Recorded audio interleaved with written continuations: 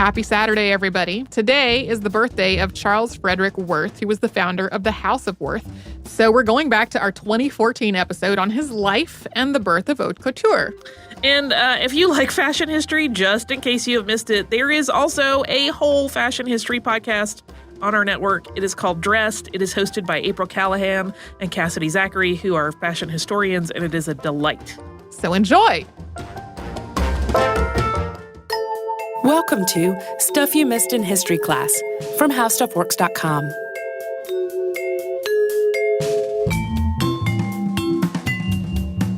Hello and welcome to the podcast. I'm Holly Fry. And I'm Tracy V. Wilson. We get a lot of requests to do more fashion-related podcasts, and specifically the one that we're going to talk about today.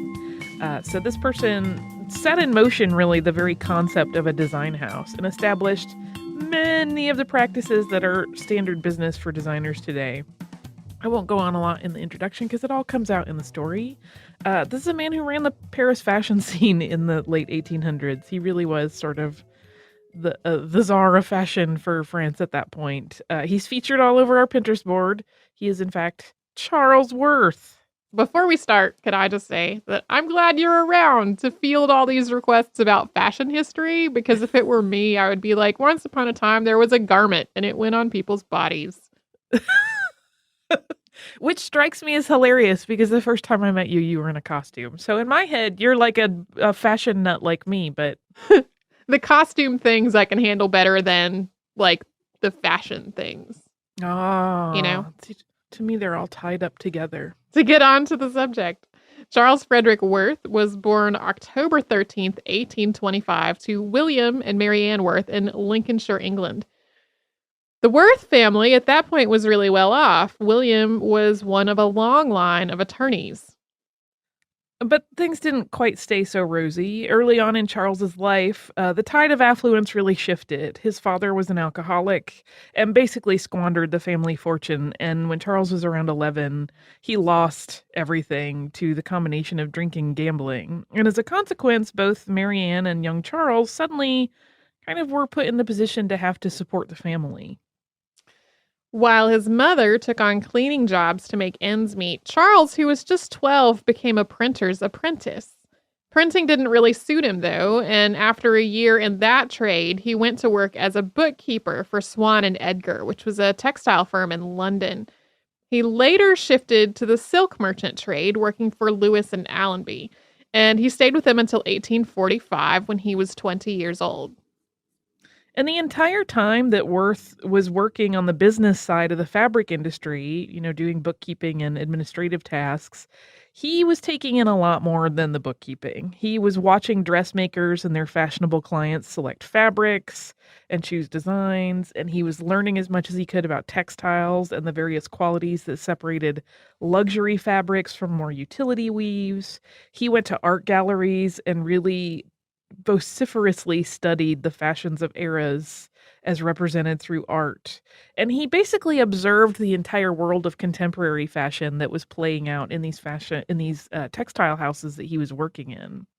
By 1845, he felt like he was ready to move out of the records office and into the actual world of fashion. So he left his job at Lewis and Allenby and moved to Paris. His first job in France as a sales clerk at Gagelin and Opéger was not only his first real step into the fashion world, but it also proved to be a really personal turning point as well. It was there at the fabric and accessories shop that he would meet Marie Vernet, who sometimes modeled the shop's goods. And Charles and Marie fell in love. They got married in 1851, and she was still modeling accessories for the luxury shop at that point after their marriage. And Charles kind of decided to put all of those years of self-directed study to work. So he started to design and stitch gowns for her to wear while she was modeling the accessories, like the high-end shawls and laces that the shop provided. This got the attention of several of Gagelin's customers who would ask about Marie's lovely garments. Worth saw a potential market and started to pitch an idea to his bosses. He would make gowns to sell alongside the accessories that the shop was already well known for. In Worth's plan, the shop would provide the raw materials and he would do all the work. Okay, so for context, that may not sound particularly groundbreaking in the least to our listeners, but prior to this, there was really no such thing as walking into a store and purchasing a ready-made garment. So the idea of having a dress, look, this dress is done, would you like to buy it? Completely alien. Everything was made to order at that point. So the idea of marketing a finished gown was frankly radical. It just, no one had ever done it, and no one at that point even really thought it could be done. So this was before there was like uniformity of sizes. You couldn't walk in and say, hey, I'm a size 8 or 10 or 12. What do you have? It was more like, here are my measurements, make my outfit. Well, and there's also little uniformity of sizes now. Right. Well, but there's more than there used to be, for sure. More than before. And prior to vanity sizing, it was much more uniform. But unfortunately, this grand idea of Worth's was not met with enthusiasm by Gagelin and Oppiger. But buoyed by the fact that his dresses were quickly becoming the talk of fashionable circles, Worth eventually partnered with a Swedish man he met through his work. His name was Otto Boberg. It was after a decade of working for the accessory shop that Worth set up shop with his new partner and a few dozen staff members. So the business duo opened Worth and Boberg in Rue de la Paix in the late 1850s. And the start of Worth's shop wasn't really an instant success. You may have anticipated, like, he's so groundbreaking and people already are talking about him. It didn't really take off gangbusters like they had hoped. He had customers, but it just was not the blockbuster that he and Boberg had envisioned. He knew he was going to have to reach out to prominent and stylish people to get them interested in his clothes and build his reputation. So nowadays, for example, asking a celebrity who they're wearing is de rigueur on red carpets, but this was another concept that's pretty much entirely Worth's doing. No one really talked about designers. Like, they would certainly share, oh, I have a great dressmaker you could use, but it wasn't like with that level of, cachet attached to it, where they would be like, oh, this is the one. Rose Bertin, a little bit, and we'll talk about her again a little bit later, but just not the thing to talk about your designer. While out for a walk with Marie one evening, Charles noticed the Princess Pauline de Metternich of Vienna, and that was the wife of the Austrian ambassador to Paris. She was traveling in her carriage on her way to be presented at court. He was impressed with her demeanor and how she carried herself, and he thought she could be the perfect ambassador for him among the royals and the wealthy. And within a few weeks, a meeting had been arranged. So he sent Marie to present the princess with a book of fashion sketches that her husband had done. And at that meeting, the princess ordered 2 gowns. She paid only 300 francs for each, which was certainly not cheap, but for someone of her rank, it really was not a terrible expense. And she also promised to wear one of them to an upcoming ball. So she kind of was in on the plan from the beginning of like, hey, it would be great if you would wear our clothes and show them to your friends. The dress was white tulle with silver threading, and it was embellished with daisies and diamonds, which just sounds happy and sparkly to me. The ball was hosted by Napoleon III and Empress Eugenie. And Eugenie was a striking woman and arrived at the ball also in white tulle. And she had this garland of fresh flowers in her hair and a lavish spread of diamonds everywhere else. And while, by all accounts, the Empress was certainly the belle of the ball, anything you read about her, and particularly about that evening, they talk about just how incredibly luminous and beautiful she looked. Many people regarded her as one of the most beautiful women of the day. But she did indeed notice the gown that Princess Metternich was wearing, and she actually inquired about it. And when the princess mentioned that it was made by an Englishman named Worth, and they discussed it briefly, the Empress then requested that he come to visit her almost immediately, the next day. And so with that, Charles Worth's career sort of took off at a really dizzying speed. But before we get to that, do you want to take a word from a sponsor? Yes.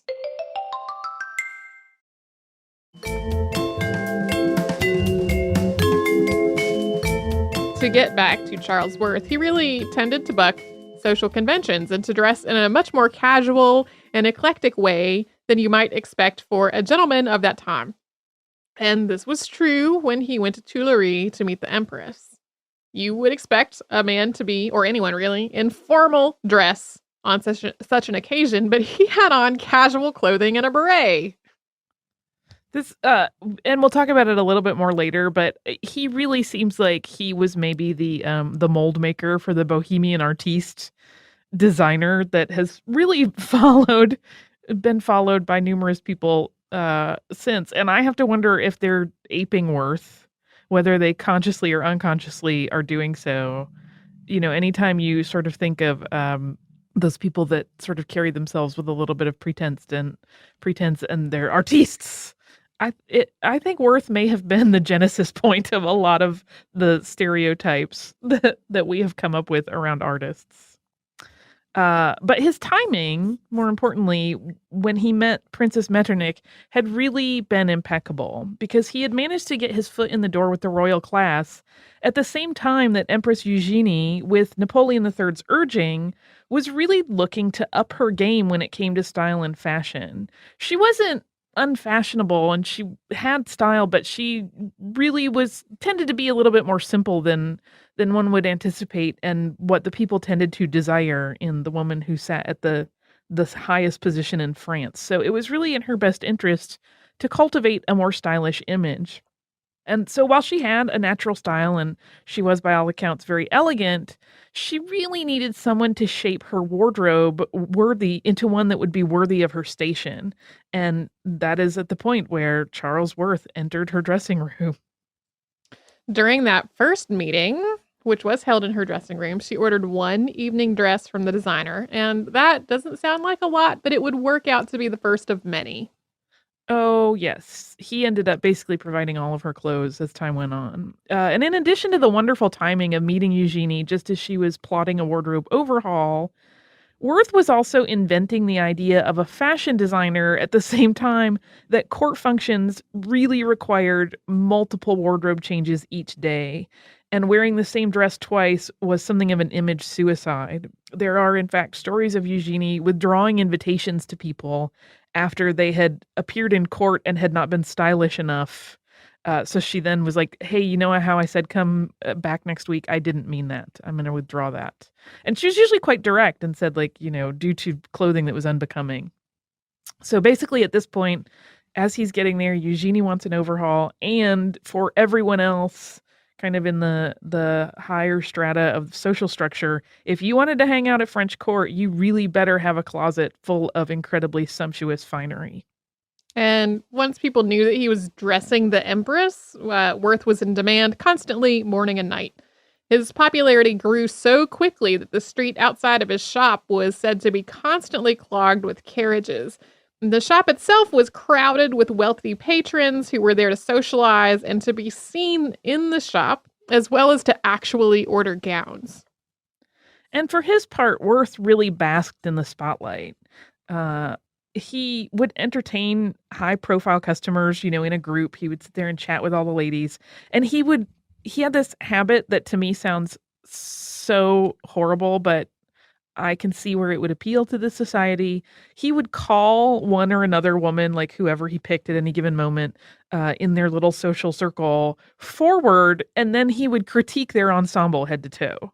It's like what not to wear. The Charles Worth sneak attack.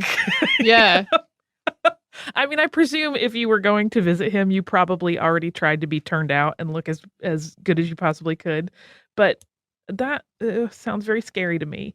And sometimes he would be very positive and say, oh, you look beautiful. This is all working. But he would also critique people and tell them, like, your outfit is horrible and here's what needs fixing.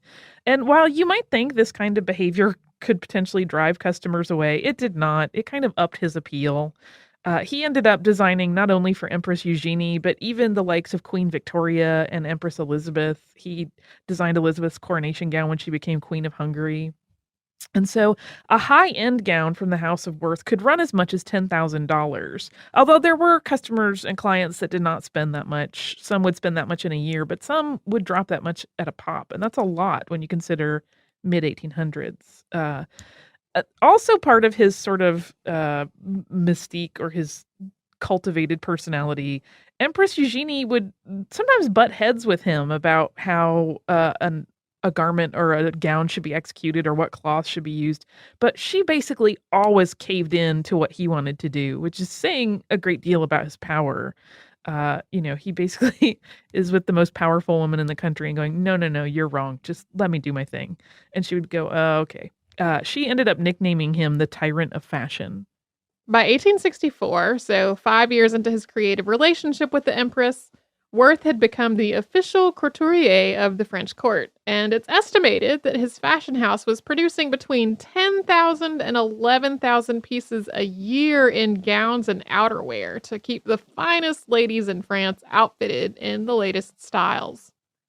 So, with that level of output, obviously, he was not doing all the stitching himself. He maintained the integrity of his brand, though, by just being a really conscientious manager. He held his garments to the highest quality standards. He hired only the best seamstresses and dressmakers to execute his designs. One of the sort of signatures of his clothing was that the interiors of the garments had to be finished so well that they would rival the outside in beauty. Like, there was no ugly interiors. Everything was beautiful inside and out. He also used only the finest fabrics. His textile choices could really make a year for a weaver. Lyon had been known as a hub of really exquisite silk, and Worth took advantage of having such incredible fabrics so close by in his adopted home country. Textile mills would send Worth samples in the hopes of getting a lucrative order out of it. Yeah, he really, his word was gold in terms of the textile world. Like, if he endorsed a particular weaver, whether or not he did a huge order for that year, they basically were going to do great for that year. And as his fame and prestige grew, Worth, as you may have surmised from our anecdote a few moments ago about how he would critique ladies' outfits in front of their peers, could sometimes be a bit of a pill. His mannerisms would sometimes come off as affected. He kind of really did cultivate this personality of being eclectic, being a little bit nutty. He would often wear really colorful robes, and he always wore his signature black beret or a black skull cap. And at one point, he decided he was going to design his own coat of arms, which he did, and had it worked into the gates of his home. And in some ways, he became almost as famous for his ego as for his designing talent. But, none of that ever seemed to distract people from thinking his work was amazing. And so things were going swimmingly for him, and he was the darling of the French court until circumstances intervened, which we will talk about after another brief break.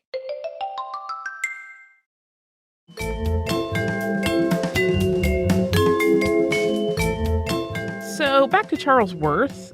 During the Franco-Prussian War of 1870, the House of Worth, like many high-end businesses in France, closed temporarily. Charles's greatest benefactor, the Empress Eugenie, was forced into exile, and the Rue de la Paix, home of the House of Worth, actually became a hospital for injured French soldiers during the fighting. But once the conflict had ended and the dust had settled, the House of Worth reopened, surprisingly to even greater success. Although Otto Baubert was no longer part of the business. He had been uneasy about setting the shop up again after their first venture was so abruptly cut short due to the political climate. So Worth bought out his share of the empire for 1.5 million francs. And while most of his French clients were gone, he still had plenty of wealthy fans from the United States and Europe who were happy to order gowns. So business was really booming, even though the climate was so much different. So much so that the tiny shop that started with just 50 employees wound up swelling to a staff of more than 1,000. Yeah, we've heard it so many times before when we've talked about design houses, or people that make their living in sort of extravagant arenas, that something will happen like a war and they never quite recover. But in fact, he's sort of the exception that proves the rule. He did great after the war. However, as his career stretched into the 1880s, his cachet started to ebb. When the groundbreaking gown maker died in 1885, he had really already been eclipsed by the next generation of designers, including Paquin and Doucet. Of course, there would have been no next generation of designers if Worth had not paved the way. When Charles Worth died, his sons Gaston and Jean-Philippe inherited the family business, and that worked out really well for a lot of years. Gaston handled the business side of things, while Jean-Philippe did all the designing. Through the years, other family members also worked at the fashion house that was started by Charles Worth. However, eventually there was the anti-corset movement and a trend towards simpler lines, and those were led by previous podcast subject Paul Poiret. As that all took hold, the House of Worth found its business slowly dwindling year by year, and it finally closed up shop for the last time in 1956.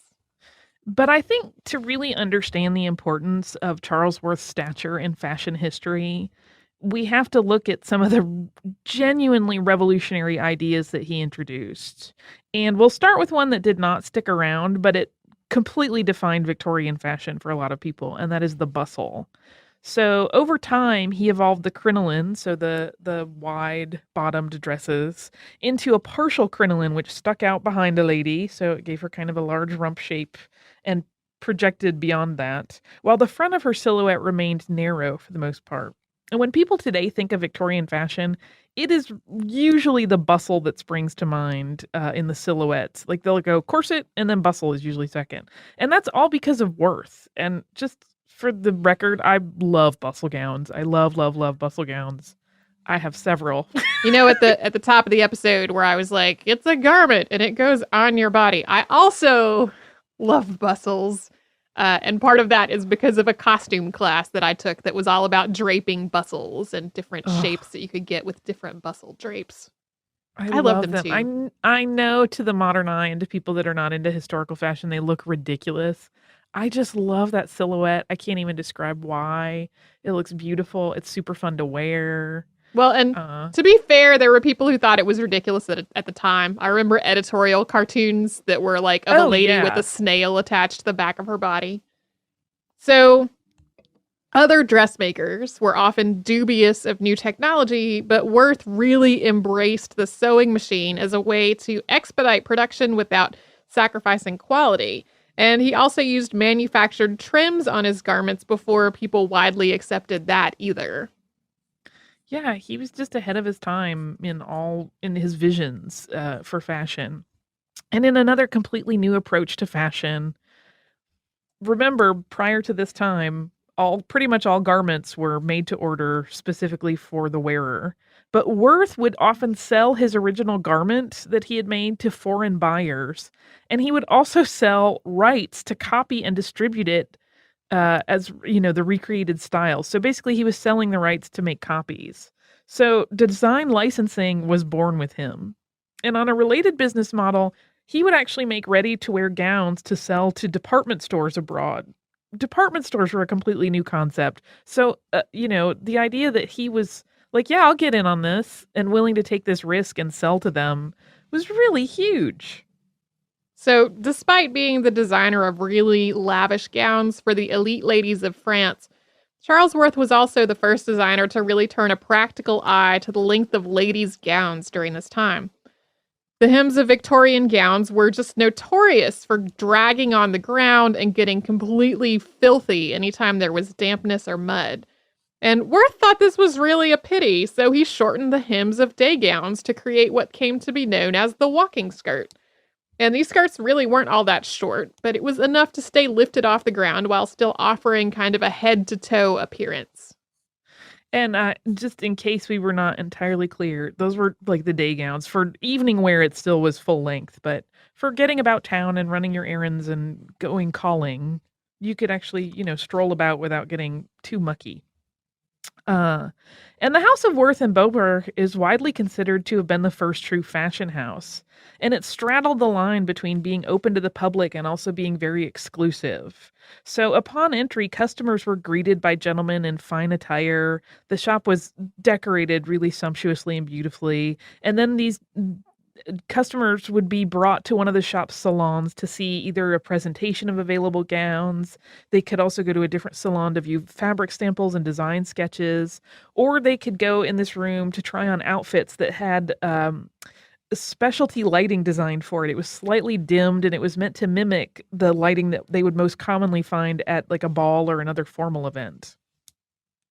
Before Worth, no one had ever thought to create a whole series of garments to then present together as a fashion show. So the concept of a collection was another one of his innovations. Now there's this whole industry and culture around seasonal showings of different designers, and that really started with Charles Worth. Yeah, if anybody watches Project Runway and they all talk about going to Fashion Week, and like Fashion Week would not have existed in the form it was today had Charles Worth not been like, here's what I'm going to do. I'm going to put together a bunch of beautiful outfits. I'm going to put on a little show and then people can order them. That's how it still works today. And it's all because he did this. So, because he was the first designer to offer a collection and market ready to wear gowns and produce a large volume of garments each year, it's also probably no surprise that he is the one that came up with the idea of standardized patterns. And this still holds today to some degree. Worth and his dressmakers and drapers developed a series of pattern slopers. So to oversimplify what a sloper is, it's like a basic block pattern that can then be modified. And these pattern pieces would work interchangeably with one another. So any sleeve or collar in the collection could be used on any bodice in the collection. And it really just streamlined the whole process of manufacturing these garments, but still maintaining a really high level of quality. So the idea of adding a signature to a garment the way a painter would sign a piece of art was really unheard of until Charles Worth. He started doing exactly that with labels, and prior to him, the idea of telling someone who you were wearing would have been really odd. Would have been sort of like telling someone the name of your maid if they said that your home looked very nice. But the label became sort of a status symbol. And some of this, of course, is also tied to industrialization. So to make a comparison to our Marie Antoinette episode and Rose Bertin, ladies in Marie Antoinette's era would never have said, oh, I'm wearing Rose Bertin in quite the same way that someone would say, oh, I'm wearing a Worth. But part of that was due to the fact that, if Rose Bertin made or embellished a dress for someone, everyone already knew it. She was sort of so able to be really choosy in her clients. She really only serviced people of the French court. Worth certainly serviced the French court, but he also, like we said, was open to the public. So, and he was also working in a time when the garment industry was diversifying. There were more choices for consumers. Industrialization was allowing a lot more garment houses to open up that weren't necessarily design houses, but just produced clothing. And also because he licensed things, there were also copycats that were not licensed that were starting to crop up. So wearing an original Worth did indeed have clout. In 1868, Charles Worth established the official classification of haute couture. And to be able to claim status as an haute couture house, a designer had to be recognized as such by a division of the French Ministry of Industry, known as the Chambre syndicale de la haute couture. Worth established both the chambre and the requirements that a design house had to meet in order to earn this honor. So to qualify, a designer of hand-finished, custom-made clothing had to employ at least 20 artisans in a laboratory environment and show a minimum number of new designs every year. Additionally, there were stringent technical and creative standards, and the list of designers allowed to use this label still exists. It's reviewed every year, and usually there are only about a dozen houses that are on the list at any given time. It's a phrase that's kind of lost a lot of its meaning in the modern vernacular, but it really represents the absolute highest level of excellence from both a design and an execution standpoint for garments. Yeah, it's one of those things you'll see people talking about couture and mentioning haute couture.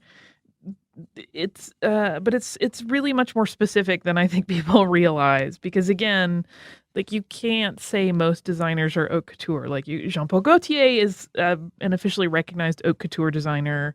But most designers are not. Again, this is a very short list, and it really does represent an extremely high standard. There was a video, and I'll try to find it so we can put it in the show notes, that is not particularly historical, but it is a video of sort of what goes into a modern haute couture gown, and you see all of the hours of painstaking labor that really, really technically skilled stitchers and artisans go through to apply embellishment and make sure every seam is perfect, and every seam, again, the inside is just as beautiful as the outside. So it really is quite a high honor and quite a level of excellence that's associated with that term. whereas you will hear it mentioned on television and in film all the time, and it's not really exactly the correct usage of it. I mean, I use the sloppy usage as well. I'm not judging anybody, but just for clarity, that's the scoop with Haute Couture.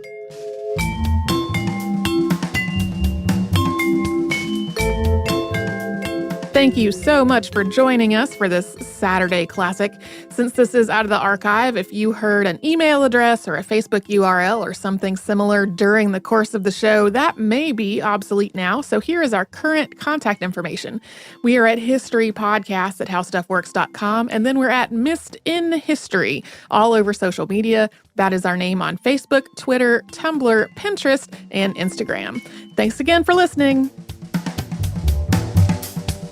For more on this and thousands of other topics, visit howstuffworks.com.